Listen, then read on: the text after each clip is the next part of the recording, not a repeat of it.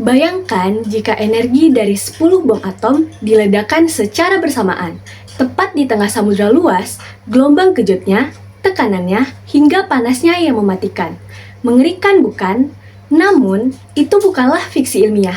Itu adalah kekuatan nyata yang dihasilkan oleh rata-rata satu angin topan yang sedang mengamuk di bumi kita. Halo semuanya, hari ini kelompok kami akan membongkar bagaimana raksasa udara ini bekerja dan bagaimana kita berkomunikasi untuk menyelamatkan nyawa. Oke teman-teman, jadi selanjutnya saya akan membahas bagaimana badai raksasa ini bisa terbentuk. Jadi, angin topan itu tidak muncul secara tiba-tiba ya teman-teman. Semuanya itu bermula dari lautan luas yang suhu airnya itu cukup hangat, biasanya di atas 26 derajat Celcius. Nah, air hangat ini menguap dalam jumlah yang besar ke langit, lalu mendingin dan berubah menjadi awan mendung yang sangat tebal. Nah, proses ini akan menciptakan area bertekanan rendah yang sifatnya itu seperti penyedot raksasa.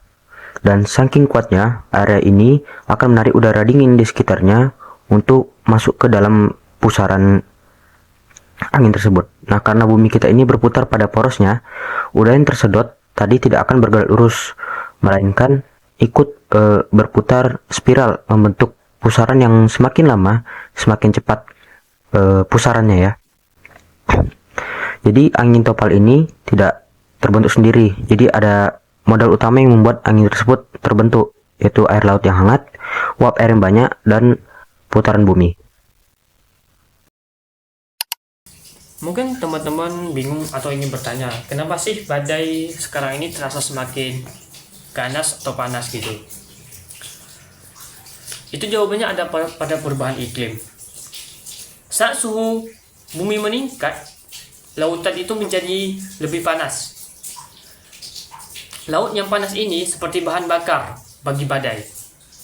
Semakin hangat air laut, maka semakin besar energi yang dimiliki badai tumbuh menjadi lebih kuat. Bukan cuma itu, udara yang lebih hangat juga mampu menyimpan lebih banyak uap air.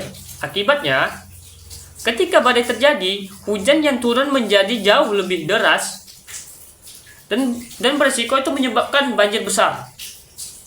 Karena itulah, badai masa kini sering terasa lebih ekstrim anginnya, lebih kuat hujannya, lebih mematikan dibanding sebelumnya. Nah, dampaknya bukan cuma sekedar bangunan rubuh. Secara lingkungan, topan menyebabkan erosi pantai masif dan menghancurkan hutan mangrove yang merupakan benteng alami kita. Intrusi air laut ke sumber air tanah juga menyebabkan kelumpuhan ketersediaan air bersih warga dalam jangka panjang. Karena kita tahu dampaknya fatal, mitigasi bencana adalah harga mati sebelum bencana terjadi atau pra bencana. Kuncinya ada di tata ruang yang aman dan sistem peringatan dini yang andal.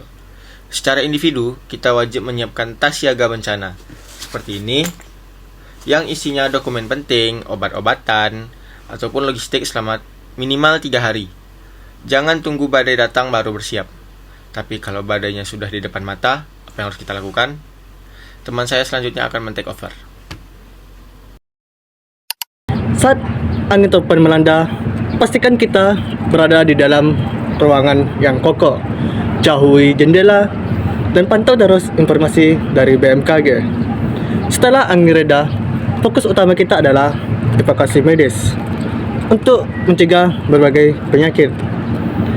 Kita tidak bisa menghentikan angin topan, tetapi dengan ilmu mitigasi bencana yang tepat, kita dapat menekankan korban hingga titik nol.